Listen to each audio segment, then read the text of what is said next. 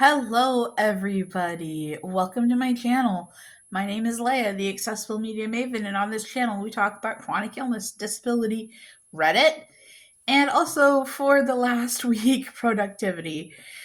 Don't worry, we are back to our regularly scheduled programming of disability content for the next however long until I have to take a break due to school, or maybe not.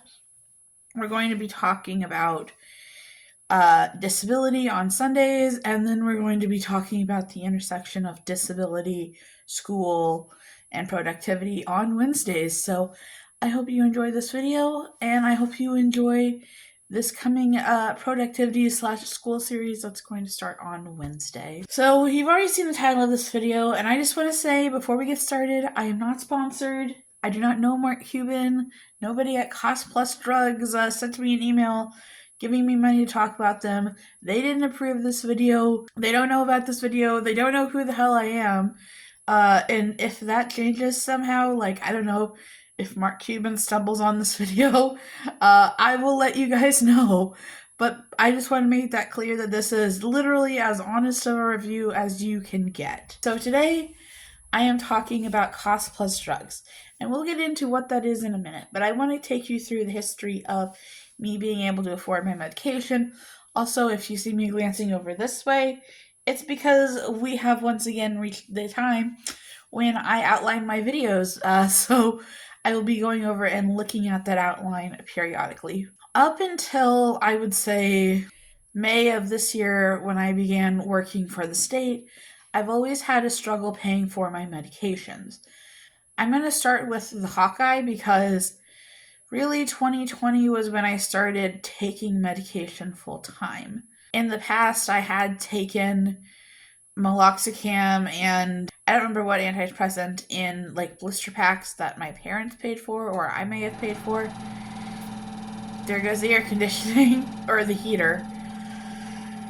But it was really when I went to the Hawkeye that I was kind of on my own. So it wasn't so bad when I just had the medication for mental health, but then when you added on the diabetes medication, which was insulin needles and test strips and metformin, there's the other one, that's when I really started to struggle.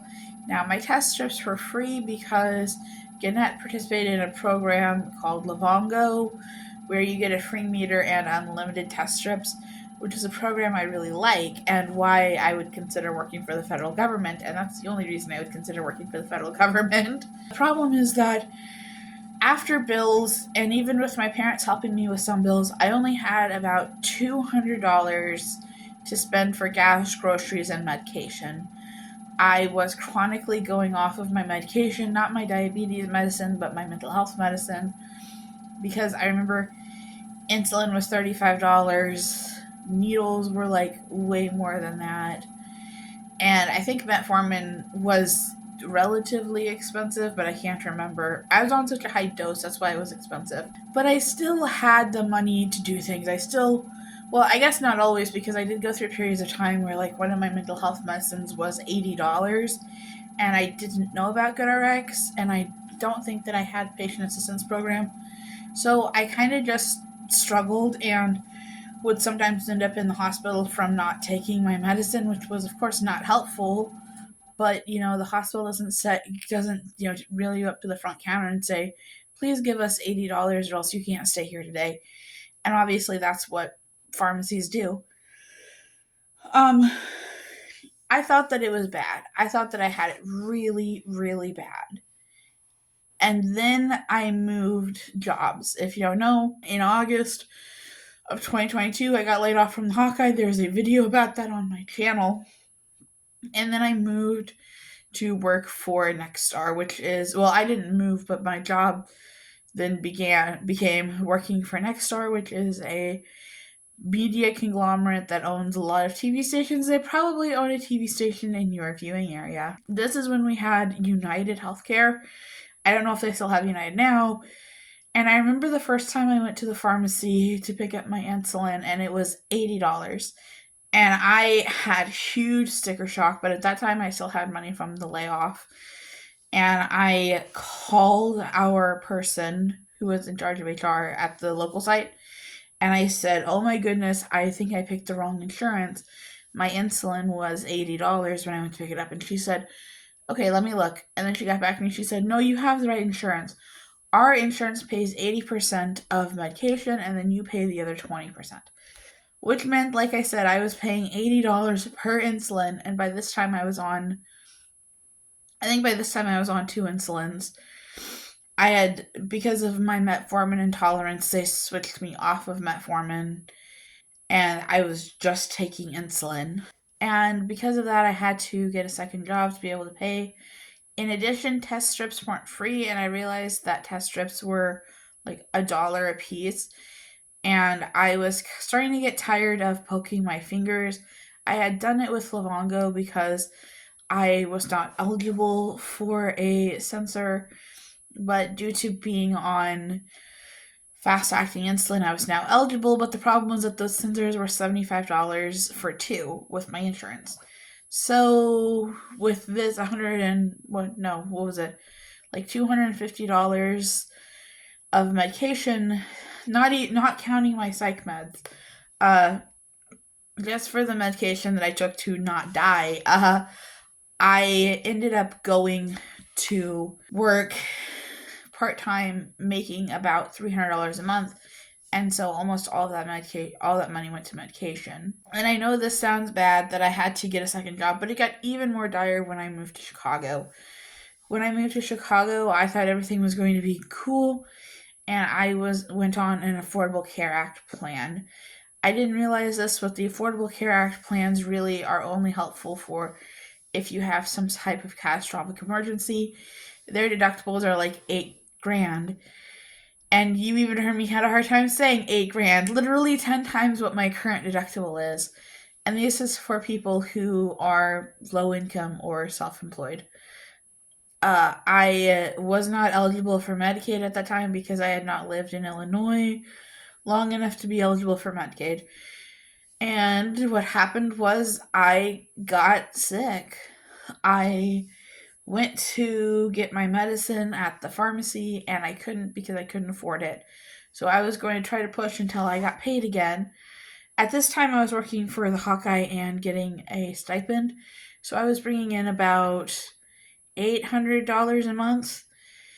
And what I ended up realizing was that I was going to have to drop out. I was going to have to move back to Kansas, and I was not going to be able to pursue an education. I really was not confident that I would even be able to pursue education part time. And then while I was in the hospital, they told me about, well, I guess I should go back. They had told me about Medicaid while I was in the hospital because since I was only making $525 a month, even though I had like all of my other expenses paid, that still qualified me as low income. So I was able to apply for Medicaid. And when I went home from the hospital, they gave me a voucher to pay for everything.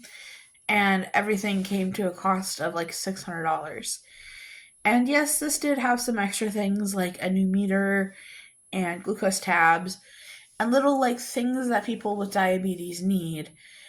But the big problem here was that I was not going to be able to have that money to do that every single month. So I was going to move home, but instead I decided to go online and apply for Medicaid. And a week later, I went to a follow up appointment at Northwestern in their transitional care clinic, which is their clinic for people who are in the hospital and on Medicaid and don't have a primary care provider with Northwestern. And then they try to get you set up and taken care of so that you have all of your doctors. And thankfully, they told me, well, at first they said, we can't see you because we don't take Ambetter. And then I said, well, I applied for Medicaid. And the pharmacist said, okay, let me see. And she typed in her computer because they apparently have a lookup system. And they looked me up and they saw that I was approved and they helped me pick an MCO, which I have mixed feelings about that I can't talk about due to my job. And they got me all squared away. And Medicaid was fantastic for me. Medicaid allowed me to study full time and be able to afford my medication. I was in therapy, I was seeing a GI and a psychiatrist and an endocrinologist, and I was seeing them every month. Because of having the bus pass, I was able to go whenever they needed me to go, and overall, things were just fantastic. But then in March, I had a scope. And the point of the scope was to see what was going on in my stomach. It had been a little while since I had had a scope. I want to say maybe a year, maybe about a year and a half, because I think that I had my last scope in December of 2022, and it was now March of 2024. So they did a scope and they found severe scarring everywhere from GERD. If you don't know, and I may make a video, a diagnosis discussion series video about GERD, having acid reflux is not the same thing as having GERD. GERD is more of you have symptoms frequently, you have scarring, there's like physiological signs that you have this, not just symptoms, not just occasional symptoms. And that's not to denigrate or downplay heartburn, but it's just they found a lot of like scarring and inflammation in my digestive tract. And my GI prescribed me a medication called Acifix. The generic is called Rapibrazole. And to make sure that I don't say that name wrong, I'm going to continue to call it Acifix, but just know that I'm talking about the generic Rapibrazole.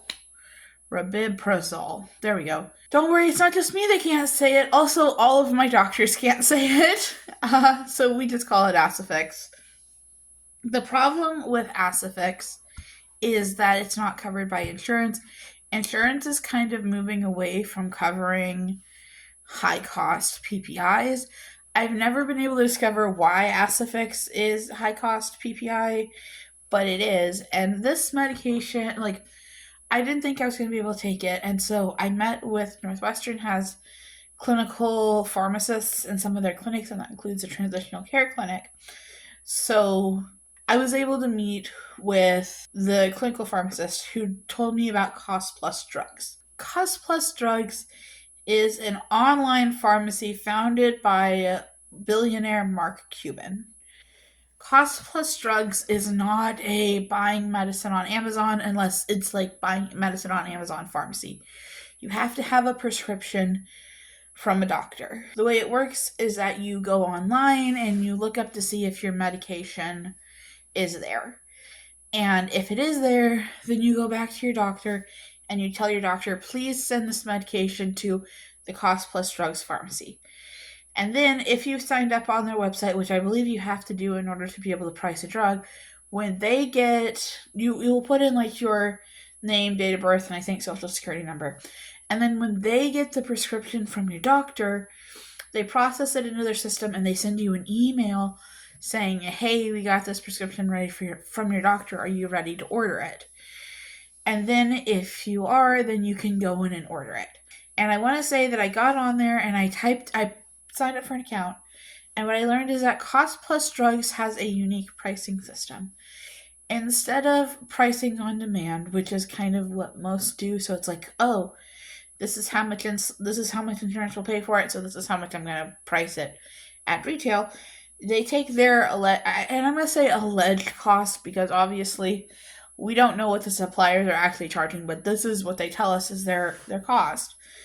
And then they add a 15% markup to that, and that's the price per pill.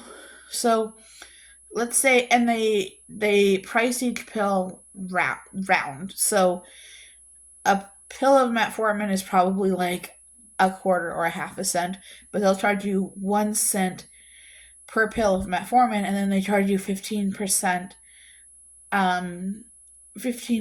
markup rounded up to a cent. So they'll charge you 2 cents for a pill of metformin. And then if you need 120 pills of metformin, then that means that they're going to be charging you $2.40. And I'm not saying that that's the exact cost, but I'm using that as an example. So I was able to find out that a 3-month supply of my medication, which is 120 tablets, was around $20. They have a labor cost, and that labor cost is $5, and you pay it on all your medicines. And then for your order in total, you pay a $5 shipping fee. So it was $30 for 3 months of this medication, which is way cheaper than what I could have imagined. I think it was like $250 per month. So again, I could probably afford that now if that's what my insurance was going to do. But honestly, I would never go back to buying this medicine at a retail pharmacy. It's literally, 10 times more expensive. And I just want to take this time in the video to express how important this medication is for me. For years, I struggled with severe nausea, severe vomiting, being unable to eat, kind of just wasting away. My hair got gross, my skin got gross. Even when you looked at me, even though I was still large, I kind of looked a little emaciated because of how sick I was. I remember walking into a physical therapy appointment and I told my physical therapist, like, yeah, I know I look like I'm dying. And he's like, yeah, you do. And I can tell when I don't take this medicine. And I know that maybe sounds, not real, but I can tell. I, was just in the hospital. And in the hospital, they don't have Acifix, and they never give me anything other than Pepsid, which I also take. So it doesn't do much, and I just lay in bed crying from how sick I am, and am on nausea medicine to be able to eat at all, and even then usually struggle with food. This medicine literally changed my entire life. And there goes the heater. I don't know how well I would be able to function and go to work and do all of these things, go to school, be able to just live my life, make YouTube videos for you guys. If I didn't have this medicine, I would probably be laying in bed, sipping Gatorade, not able to do anything. And I mean, I still live with restrictions. I don't eat yogurt. I don't have I don't have animal-based protein drinks. I limit coffee. I limit sparkling water. I try to limit, even caffeinated sparkling water. This medication literally changed my life, and I wouldn't have it without cost plus drugs. Okay, now I realize that I need to be unbiased, and I had not intended to go into that final thought uh, without going over the cons, because there are cons, and I think that any good review is going to talk about the cons. First of all, it's cash only. So if your insurance covers a medication, it does not matter. Maybe your insurance covers a medication at 80% covered, and you pay 20, like what I did when I was with Nexstar.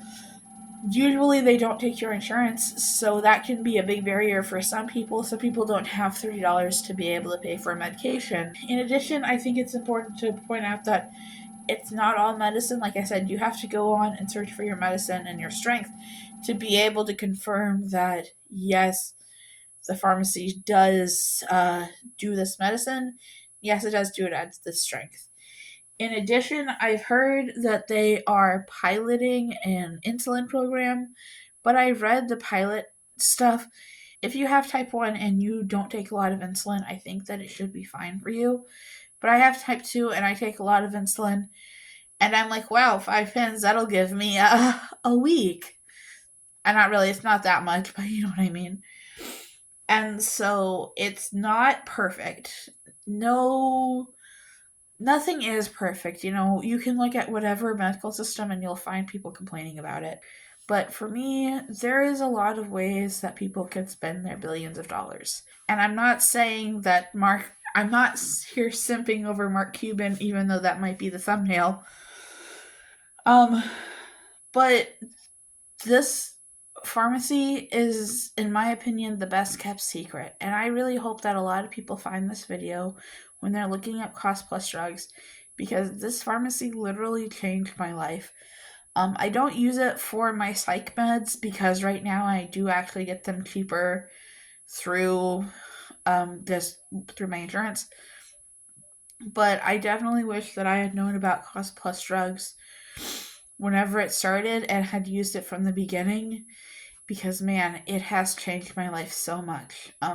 Please let me know down in the comments if you also struggle with paying for your medication and whether or not you've used cost plus drugs or if you're going to go investigate whether or not you can use cost plus drugs. All right, bye guys.